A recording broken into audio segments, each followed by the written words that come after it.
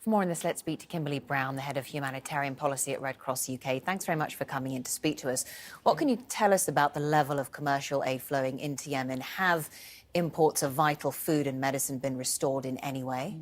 Yeah, the aid and commercial goods, were really struggling to get those through, and that has a huge impact on the humanitarian situation and the people in Yemen. It's very exacerbated by the damage that's been done to infrastructure. So we've seen 50% of hospitals that have been impacted, 85,000 children who've died of hunger. So really many different things are now at play, exacerbating a huge humanitarian catastrophe. And what are aid workers on the ground telling you? They are managing to provide people with food and clean water in some places, but clearly that's not enough. What are your fears for the future? Well, I had the opportunity to visit Yemen just over a year ago. I was very concerned about what I saw there. The British Red Cross works with different parts of the Red Cross and Red Crescent movement. And when we speak with our colleagues now, we understand the situation is deteriorating.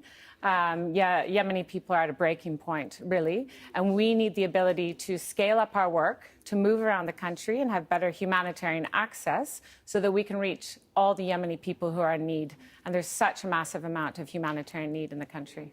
So there's an issue with getting aid in, and then the other problem is logistical challenges once you're in there, the distribution of aid. Of course, to move around the country, the security situation is difficult, infrastructure has been impacted, and we also want to see all parties to this conflict respecting international humanitarian law.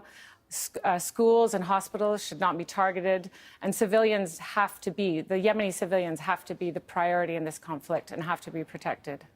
We've been focusing a great deal recently on the port city of Hodeidah, which is significant for different reasons. What other parts of Yemen are you particularly worried about right now?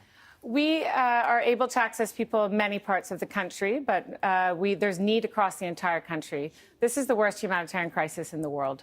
So it's difficult for us to convey the amount of Yemenis who are in need. And we also see a lot of aid workers who are targeted. We operate in a neutral and impartial way, especially the Red Cross and Red Crescent movement.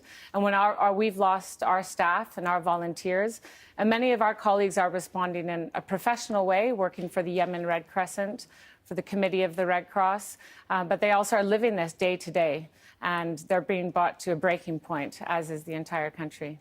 We see terrible images of children, the most vulnerable, emaciated, and reports that there is food. In many cases, food is available, but it's just too expensive. People can't afford it.